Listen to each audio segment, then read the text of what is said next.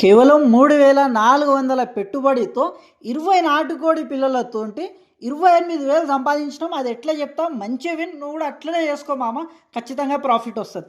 ఇగో first ఏం చేసినామంటే 20 నాటుకోడి పిల్లలు తెచ్చుకున్నాం. ఒక్క ప్యూర్ నాటుకోడి పిల్ల వచ్చేసి 70 రూపాయలకు పడ్డది. ఆ అసిల్ రాజ్, గిరిరాజా, వనరాజా నీకు 20, 30, 40 రూపాయల్లో దొరుకుతుంది. దానికి అమ్మేటప్పుడు నీకు రేట్ రాదు. అందుకోసమే ప్యూర్ నాటుకోడి పిల్లలే తీసుకో. ప్యూర్ నాటుకోడి పిల్ల మార్కెట్లో 70 రూపాయల నుంచి 90 దాకా నడుస్తుంది. 70 రూపాయల్లో దొరికిపోతుంది. 20 పిల్లలకు ఒక్కటి 70 రూపాయలు దొరుకుతున్నా అంటే 1,400 అవుతాయి. ఇంకోటి ఒక్క స్టార్టర్ బ్యాగ్, ఫీడ్ బ్యాగ్ సంచి తీసుకున్నాం, 2,000 అయింది. ఇక పిల్లలకు వచ్చేసి 1,400, దానకు వచ్చేసి 2,000, 3,400 మంచిగా వచ్చేసినాయి. ఇంట్లో జర్రంతా ఒక జాలి కట్టుకున్నాం. జాలి ఆల్రెడీ ఉండే మా దగ్గర, నీ దగ్గర లేకుంటే చిన్న జాలి కట్టుకో. ఏదైనా రేకులు కానీ, బండలు కానీ, ఏదైనా మట్టితోటి కానీ ఎట్లయినా కట్టుకో.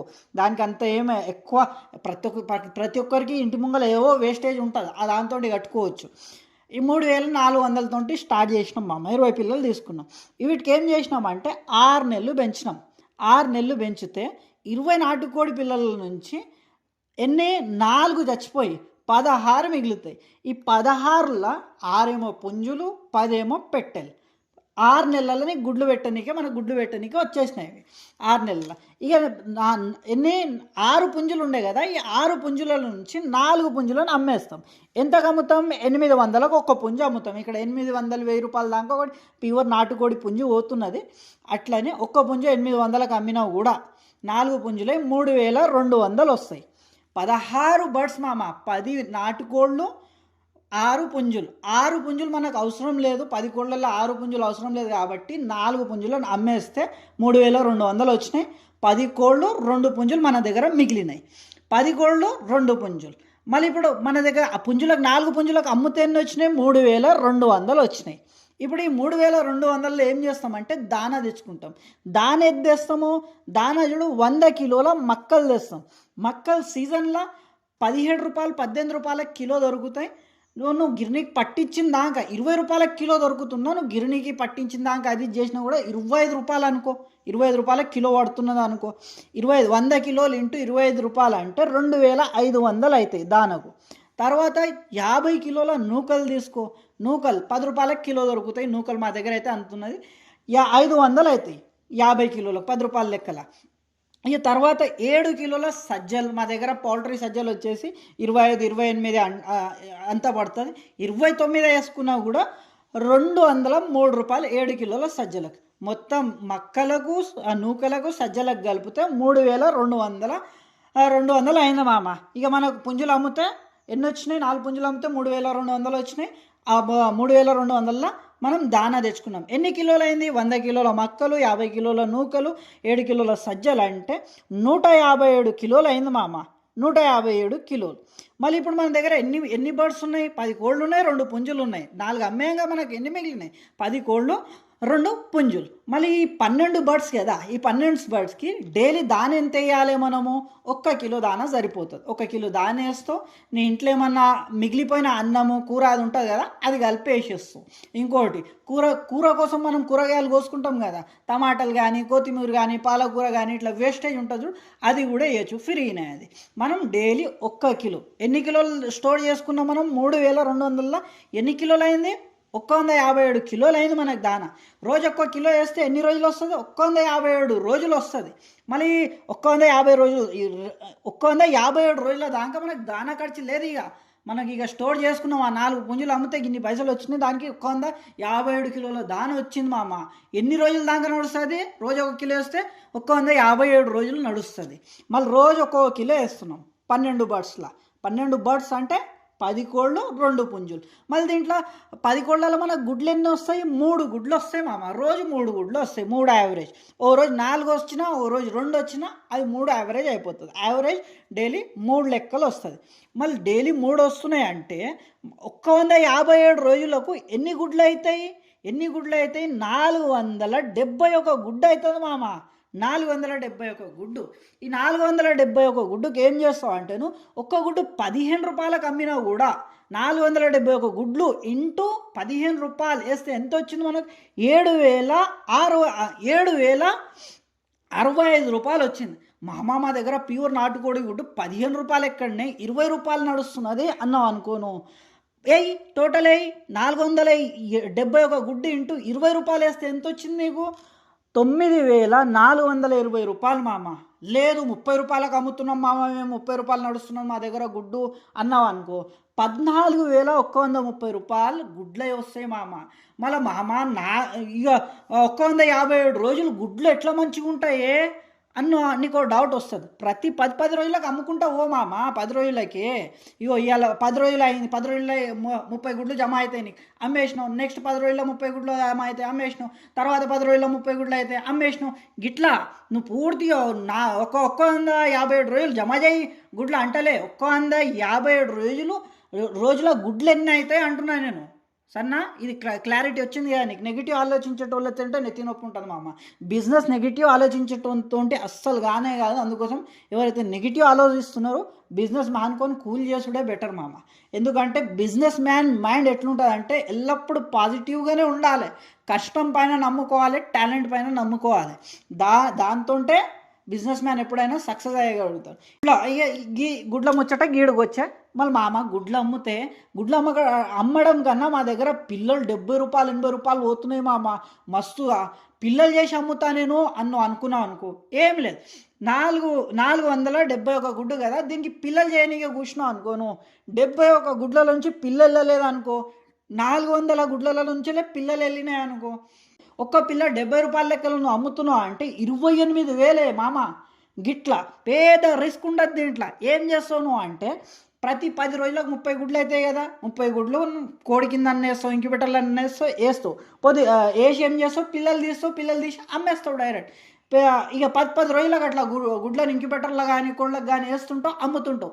అట్లా ఇక నీకు కాన్సెప్ట్ అర్థమైంది కదా? ఏందంటే నేను ఒక ప్లాన్ ఇస్తున్నా, నువ్వు ఒక పుస్తకం తీసుకొని పెన్ తీసుకొని దాంట్లో రాసుకొని నువ్వు ఎట్లా చేయగలుగుతావు. ఇప్పుడు నేను నీకు ప్లాన్ ఇచ్చిన, దీంట్లో నాకన్నా బెటర్ నువ్వు ఎట్లా చేయగలుగుతావు అది ఆలోచన చేసుకోవాలి మామ. గిట్లెందుకు అవుతుంది, గట్లెందుకు అవుతుంది, 471 గుడ్లు ఎట్లా వెళ్తాయి, రోజు 3 గుడ్లు వెళ్తాయా, 10 కోళ్ళలో ఇంకెక్కువ వెళ్తాయి, తక్కువ వెళ్తాయి అనికిసోటి నెగిటివ్ ఆలోచన చేసినావు అనుకో మామ, ఇక ఏడేసిన గొంగడు ఆడిన అన్నట్టు అవుతుంది. అందుకోసం పిల్లలది అయిపోయింది. పిల్లలకు అమ్మినాం. 471 గుడ్డుల నుంచి 400 పిల్లలు వెళ్ళినాయి. ఒక్క పిల్ల 70 రూపాయల లెక్కలు అమ్మినాం, 28,000 వచ్చినాయి. మళ్ళీ కోడి రేట్ ఆగమున్నదే మా దగ్గర. కోడి అమ్ముకుంటా నేను పెద్దగా చేసి 400 పిల్లలను ఏం చేస్తా అంటే పెద్దగా చేస్తా. ఒక జాలి కట్టుకుంటా నేను, ఒక ఫామ్ లెక్కలు ఇట్లా జాలి కట్టుకొని అగ్వల ఆ పిల్లలను దాంట్లో పెంచుకొని అమ్ముకుంటా. దాంట్లో ఎన్ని పైసలు వస్తాయి చెప్పే మామ అనుకో. దాని ప్లాన్ ఎట్లుంటుంది అంటే ఇక 400 పిల్లలు వెళ్ళిన దగ్గర 400 పిల్లలు ఉన్నాయి. ఈ 400 పిల్లలు ఒక్కటేసారి రావు మామ. 10 రోజులకు 30 గుడ్లు వేసినప్పుడు దాంట్లో 25 నుంచి 28 గుడ్లు పిల్లలు కానీ 26 పిల్లలు కానీ ఒక్కొక్క బ్యాచ్ అట్లాంటిది వస్తుంటుంది. ఒక్కొక్కటి 25 బ్యాచ్లు వస్తుంటాయి. గట్లా ఇక 10 రోజులకు 25 బ్యాచ్లు వచ్చినాయి. గట్ల వస్తుంటాయి. నువ్వు చేస్తుంటే అర్థమవుతుంది మామ. ఇక ఒక్క వీడియోలో మొత్తం చెప్పాలంటే క్లారిటీతోటి ఇక నువ్వు అర్థం చేసుకోలేవు. నాకు కూడా ఇబ్బంది నీకు అర్థం చేయాలంటే. ఎందుకంటే ఈ నెగిటివ్ వాళ్ళతో దిమాగ్ ఖరాబ్ మామ, ఏం లేదు. ఇక సరే, ఇక నువ్వు 400 పిల్లలు, నువ్వు 471 గుడ్లు పిల్లలు చేస్తే 400 పెద్దగా చేసినావు అనుకో. దీంట్లో 30 పుట్టుకుమని చచ్చిపోయినాయి అనుకో. పెద్దగా పెంచిన దాకా 30. ఎందుకంటే ప్యూర్ నాటులు ఎట్లుంటుంది అంటే గుడ్డు చిన్నగా ఉంటుంది, జర మొటాలిటీ ఎక్కువ ఉంటుంది. కాబట్టి 30 పిల్లలు తీసాయి. 370 పిల్లలే బతికినాయి. కోళ్ళు అయిపోయినాయి. 370 కోళ్ళు అయిపోయినాయి దగ్గర. దాంట్లో పుంజులు కూడా ఉన్నాయి, పెట్టెలు ఉన్నాయి. పుంజులు వచ్చేసి 800 1000 రూపాయలు పోతుంది. పెట్టె వచ్చేసి 600 నుంచి 700 750 అట్లా పోతుంది. కానీ ఏంటంటే ఇప్పుడు పొదుగైన మంచి పెట్టున్నది అనుకో నీ దగ్గర, అసలు గుడ్ల పైన కూర్చోబెట్టనీకే 1000-1500 లెంకుతున్నారు హైదరాబాద్లో. మామ పొదుగున్న కోడి మంచి కోడి అని అంత డిమాండ్ ఉంది. జాగని బట్టి ఒక్కొక్క స్టేట్ని బట్టి అట్లా డిమాండ్ ఉంది. ఇక నువ్వు అంత వద్దు కానీ ఇక 370 బర్డ్స్ అయినాయి కదా నీ దగ్గర. ఒక్కటి యావరేజ్ రేట్ 650 వేసుకుంటావు, 650 రూపాయలు వేసుకుంటావు. ఇక కిలో లెక్కలు అమ్మినా కూడా నీకు పుంజు వచ్చేసి 2 కిలోల దగ్గర పెట్టొచ్చేసి 1.2-1.5 kg అయినా కూడా నీకు పడుతుంది మామ. 450 కిలో అమ్మినా కూడా 400 కిలో అమ్మినా కూడా నీకు 650 దగ్గర వస్తుంది. 450 రూపాయలకు కిలో ఉన్నది నీ దగ్గర అనుకో. సపోజ్ నేను అంటున్నా పుంజు 2 కిలోల పుంజు అయింది. ఎన్ని వస్తాయి? 900 రూపాయలు వస్తాయి మామ ఒక్క పుంజు దగ్గర. నేను యావరేజ్ రేట్ ఎంత వేసిన? 650 వేసిన. గట్లా ఇక నువ్వు చేసుకో. 370 బర్డ్స్ ఇంటూ 650 రూపీస్ వేస్తే ఎంత వచ్చినది? 2,40,500 వచ్చింది మామ కోళ్ళు చేసి అమ్ముతే. కానీ దీంట్లో ఏముంటుంది అంటే నీకు ఇన్వెస్ట్మెంట్ ఎక్కువ తగులుతుంది. పిల్లలు అమ్మిన గుడ్లు పిల్లలు అమ్మితే నీకు ఇన్వెస్ట్మెంట్ చేసేది అంటే పెట్టుబడి పెట్టేది ఎక్కువ అవసరం ఉండదు.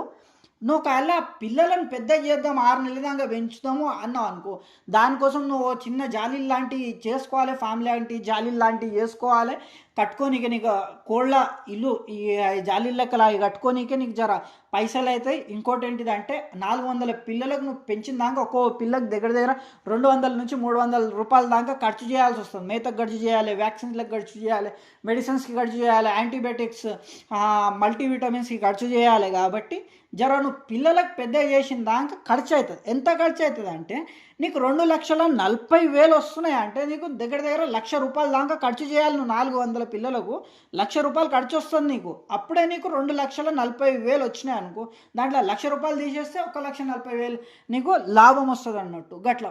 కానీ ఉంటుందే మామ, భూమి మీద ఉన్న ప్రతి బిజినెస్లో పైసలు ఉన్నాయే మామ. కానీ ఆ బిజినెస్ని ఎంత నేర్చుకొని ఆ బిజినెస్లో దిగితే అంత పైసలు వస్తాయి. లేదు నేను నేర్చుకోకుండా ఖాళీ పైసలు చూసి బిజినెస్లోకి దిగుతా అన్నావు అనుకో, నువ్వు లాసే.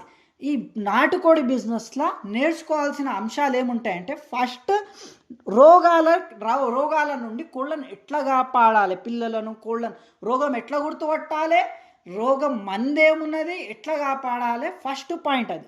సెకండ్ పాయింట్ ఏంటిదంటే కోళ్ళలో ఎక్కువ గుడ్లు ఎట్లా పెట్టాలి. నీ దగ్గర ఇప్పుడు 10 కోళ్ళు ఉన్నాయి అంటున్నా, డైలీ ఒక్క గుడ్డు వెళ్ళింది నీ దగ్గర అంటే లాభం ఉన్నదా? లేదు. 30 రూపాయల దాన తింటున్నాయి, అవి డైలీ 1 కిలో దాన తింటున్నాయి, నీకు ఒకటే గుడ్డు ఇస్తున్నది. ఆ ఒక గుడ్డు 15 రూపాయలు అమ్ముతున్నావు అనుకో, ఉల్టా 15 రూపాయలు నీకు మీద పడ్డట్టే కదా మామ. అందుకోసమే 10 కోళ్ళు ఉన్నాయంటే 3 గుడ్లు ఎట్లా తీయాలి ఆ 10 కోళ్ళలా అది నీకు నేర్చుకొని ఉండాలి. ఎక్కువ ఏం మేత పెట్టాలి, పొదుగు ఎట్లా ఇడిపియాలి, ఎట్లా మేనేజ్ చేయాలి అది నీకు తెలిసి ఉండాలి. 3వ పాయింట్ ఏంటిదంటే గుడ్లు వెళ్ళినాయి నీ దగ్గర 10 రోజుల్లో 10 కోళ్ళలో 30 గుడ్లు వెళ్ళినాయి. ఈ 30 గుడ్ల నుంచి 25-28 దాకా పిల్లలు ఎట్లా తీయాలి అది నేర్చుకోవాలి. దాని తర్వాత 4వ పాయింట్ ఏంటిదంటే పిల్లలు వెళ్ళిన తర్వాత నీ దగ్గర 28 పిల్లలు వెళ్ళినాయి అనుకో 30 గుడ్ల నుంచి, ఈ 28 పిల్లల నుంచి 25 పిల్లలు ఎట్లా బతికియాలి, పెద్ద ఎట్లా చేయాలి మ్యాక్సిమం. నీ దగ్గర 28 పిల్లలు వెళ్ళినాయి, నువ్వు పెద్ద చేసిన దాకా 4-5 మిగిలినాయంటే లాభం ఉన్నదా? లేదు. అందుకోసం పిల్లలకి ఏం తినిపించాలి, వ్యాక్సిన్స్ ఎట్లా చేయాలి, మందులు వాడాలన్నా ఎట్లా వాడాలి, ఇక కొన్ని ఉంటాయి పసుపు కానీ అల్లం కానీ ఇట్లాంటి గివ్ ఎట్లా వాడాలి అవి మొత్తం నేర్చుకొని ఉండాలి మామ. అప్పుడే నీకు సక్సెస్ ఉంది. ఇంకోటి మార్కెట్ కూడా నీకు తెలిసి ఉండాలి. ఇప్పుడు ఏం చేస్తారంటే మధ్యవర్తులు, నువ్వు ఏం చేస్తావు కోళ్ళని పెంచుతావు, కోళ్ళని పెంచిన తర్వాత నీకు ఏడమ్మాలే తెలియదు. ఇక బుట్టిలు వేసుకొని తిరుగుతుంటారు రోడ్లపై నుంచి, వాళ్ళ దగ్గరికి పోతావు. పోయి ఏం చేస్తావు, అన్న కోళ్ళు ఉన్నాయి మా దగ్గర తీసుకో అంటారు. వాళ్ళు వస్తారు నీ ఫామ్ దగ్గరికి, నీకు ఒక్క కోడిని పెంచిన దాకా 300 రూపాయలు ఖర్చు అయింది అనుకో, వాళ్ళు ఏం చేస్తారంటే నీ దగ్గర నుంచి 400 కోడి తీసుకుంటారు. 350 400 అనుకో, 400 కోడిని తీసుకుంటారు. వాళ్ళు ఏం చేస్తారు, ఇక చికెన్ సెంటర్ వాళ్ళు ఉంటారు కదా, కస్టమర్కి అమ్ముతారు. వాళ్ళు ఎంతకు అమ్ముతారు? 500కి అమ్ముతారు. చికెన్ సెంటర్ వాళ్ళు ఎంతకు అమ్ముతారు? 500కి అమ్ముతారు. ఇక చికెన్ సెంటర్ వాడు ఎవరికి అమ్ముతారో కట్ చేసి కస్టమర్కి అమ్ముతారు. కస్టమర్కి ఎంత అమ్ముతారో 650 రూపాయల కిలో లెక్కల 700 కిలో లెక్కల అమ్ముతున్నాం. యాక్చువల్లీ కోడి రేట్ ఎంత ఉన్నది నీ దగ్గర నుంచి నీకు తయారు చేసిన దాకా కోడిని ఎంత ఖర్చు పడ్డది? 300 రూపాయలు నీకు దలిగినాయి. నువ్వు మధ్యవర్తికి అమ్మేటప్పుడు ఏమైంది? 400 రూపాయలకు అమ్మినావు. 100 రూపాయలే నీకు లాభం వచ్చింది. నువ్వు 6 నెలలు 7 నెలలు పడ్డ కష్టం ఏంటిది, నువ్వు పెట్టుబడి పెట్టిన పైసలేంది. ఇంకోటి ఈ మధ్యవర్తికి ఎంత లాభం వస్తుంది? నీ దగ్గర తీసుకున్నాడు, ఇట్లా తీసుకొని అక్కడ తీసుకుపోయి వేసేసిండు 500లకు 100 రూపాయలు. 6 నెలలు కష్టపడ్డావు, పెట్టుబడి పెట్టి 6 నెలలు కష్టపడ్డానికి 100 రూపాయలు మిగులుతున్నది. ఖాళీ మధ్యవర్తి ఇట్లా వచ్చి ఇట్లా తీసుకుపోతున్నాడు, అట్లా వేస్తున్నాడు 2-3 గంటలు. మా అంటే ఒక దినం అనుకో ఆయన దగ్గర పెట్టి వేసినా కూడా ఆయనకి ఎంత ఒక్క దినం కష్టపడడానికి 100 రూపాయలు మిగులుతున్నది. మళ్ళీ డైరెక్ట్ చికెన్ సెంటర్ వాళ్ళ దగ్గరికి వేస్తాడు, ఆయన తీసుకుపోయి చికెన్ సెంటర్ వాళ్ళకి వేసి చికెన్ సెంటర్ వాడు కస్టమర్కి ఎంత అమ్ముతున్నాడు?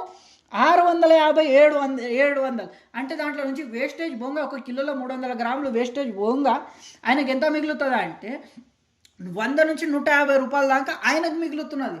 ఆయనది కూడా ఒక్క రోజు పని. మళ్ళీ ఒక్కరోజు పని చేసినోనికి అంతే మిగులుతున్నది, నువ్వు 6 నెలలు పెంచినోనికి అంతే అంతే అంతే మిగులుతున్నది, ₹100 మిగులుతున్నది. మళ్ళీ నువ్వేం చేయాలి అసంటప్పుడు? నువ్వేం చేయాలంటే డైరెక్ట్ చికెన్ సెంటర్ వానికి వేసినావు అనుకో, నీకు 200 మిగులుతాయి ఆడ కోడి దగ్గర. చికెన్ సెంటర్ నువ్వు నీ దగ్గర 400కి తీసుకున్నాడు కదా ఆయన, 400కి నీ దగ్గర 300 తయారైంది కోడి, నువ్వు డైరెక్ట్ చికెన్ సెంటర్ ఆయనకు 500కి అమ్మినావు అనుకో, 200 మిగులుతున్నది నీకు.